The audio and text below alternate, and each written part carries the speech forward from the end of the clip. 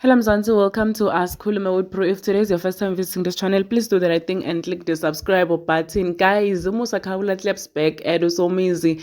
Ngemva kokuthi kube nema-rumors kokuthi uMusa Khawula ukhahlele libhakede kesana and nayenye ukuthi this wasn't true. So uSomizi wambe lapha ku-Instagram wayoposta ipicture yakhe phela uMusa Khawula with the caption lethi don't believe uma sekava ngaye kuMusa Khawula if Musa Khawula bekashonile bekadositshela yena ukuthi sowushonile. So Musa Khawula clapped back at uSomizi wathi yana wena uva lo mshado wakho lo wafeyila ufuna kuba relevant ngeligama lami njani yo guys wamtshela scrap lesithini kuSomizi and people were like hayibo wena usejele uthatha phone wena usejele ukhona njani kokuthi ukhulume nebantu post ku-social media uthi Somizi Mhlongo who failed in his marriage is currently celebrating romance.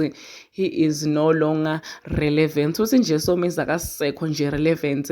The reason why I celebrate ukuthi ushonile kungukuthi ufuna kubona ufuna attention because kude mlasamnakako and umshado wakhe wafeyila. Guys, one thing about Musa Khawula utokutshela scrap kesana uthi Musa Khawula uyabuya and makabuya Disatokala. Please subscribe, share this video, comment your thoughts down on the comment section. Don't forget to hit the notification bell.